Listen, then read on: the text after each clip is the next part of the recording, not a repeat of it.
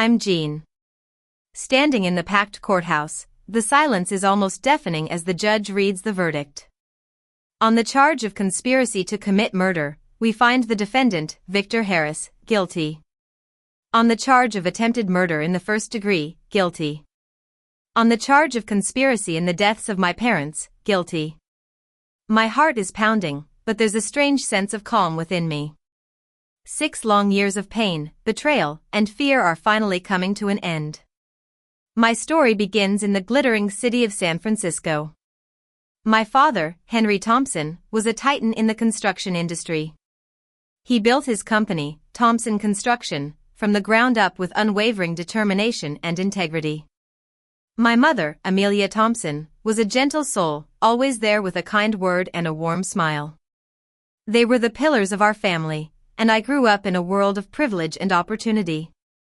One night, my father rented out the top floor of a luxurious waterfront hotel to celebrate his 55th birthday and a major city project his company had just won.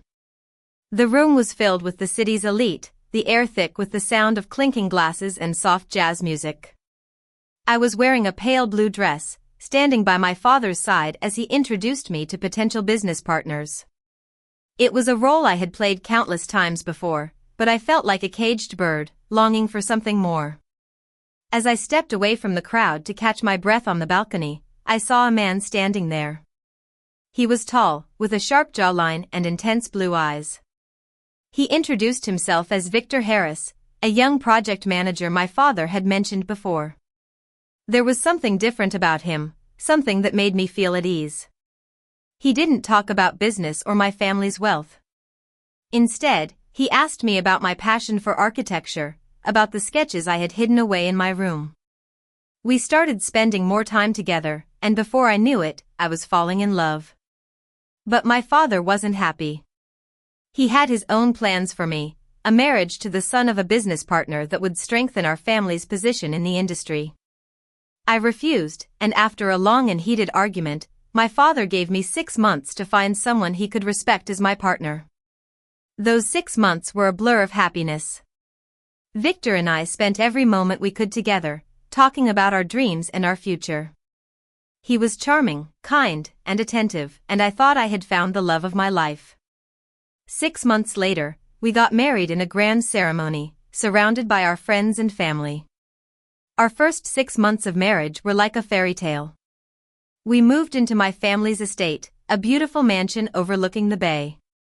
I returned to my architecture sketches, and Victor was always there to support me. But then, everything changed. One rainy night, the police came to our door. My parents had been in a car accident on their way back from a weekend trip. My father died instantly, and my mother passed away a few hours later. The world around me crumbled. I was devastated, and Victor was my rock. He took care of everything, from the funeral arrangements to the company's affairs. As the months passed, I noticed some strange things.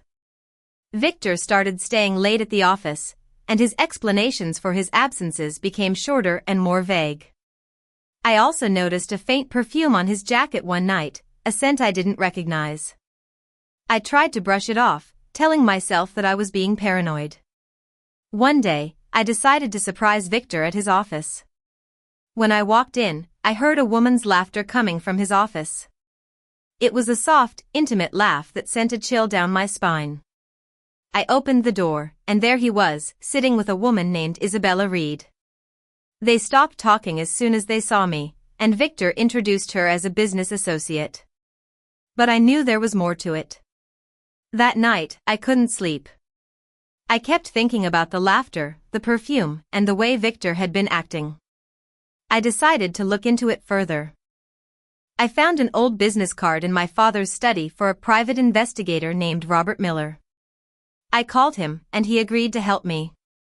He gave me 2 recorders, one for Victor's car and one for his office. I planted them secretly, hoping that I was wrong. But when I played the recordings, my worst fears were confirmed. Victor and Isabella were having an affair, and they were also plotting to kill me. Isabella was the daughter of a rival construction company that my father had bankrupted years ago. She had recruited Victor to get revenge on our family. Their plan was to eliminate my parents, take control of the company through our marriage, and then kill me to inherit everything. I was in shock. The man I had loved and trusted was a monster. I knew I had to do something, but I was scared. Victor was smart and powerful, and I didn't know how to stop him. I called Robert Miller again, and he helped me gather evidence. We found out that Victor had paid off a traffic investigator to cover up the real cause of my parents' accident. The brakes on their car had been tampered with, and it was no accident. We also discovered that Victor had been poisoning me slowly over time, using a compound that would mimic natural organ failure. He had been putting it in my tea and my vitamins, thinking that he could get away with it. With the evidence in hand, we went to the police. The investigation began, and it was a long and difficult process. Victor and Isabella tried to cover their tracks, but the evidence was too strong. Finally, the day of the trial arrived. The courtroom was filled with reporters and onlookers, all eager to hear the details of the case. The prosecution presented their evidence, and it was damning. The recordings, the financial records, and the expert testimony all pointed to Victor and Isabella's guilt. In a desperate attempt to save himself, Victor turned on Isabella, blaming her for everything. But it was too late. The jury found them both guilty, and they were sentenced to prison. After the trial, I took back control of Thompson Construction. I enrolled in a graduate program in architecture, determined to fulfill my dreams. I also moved out of the estate. Too many memories of pain and betrayal lingered there. I bought a modern townhouse near the city center, with a rooftop garden where I could spend quiet evenings sketching. The years that followed were not easy. The scars of the past were still there, but I learned to move on. I focused on rebuilding my life, on creating a future for myself. I used my position at the company to make a difference, to build projects that would benefit the community. I no longer let the past define me. Victor and Isabella were just a chapter in my life, a painful one, but one that had made me stronger. I knew that justice had been served, and I was finally free. Sometimes, when I look out at the city skyline, I think about my parents. I miss them every day, but I know that they would be proud of me. I've kept my promise to them, to protect what they built and to build something new. And as the sun sets over the bay, I whisper to their memory, it's ours again.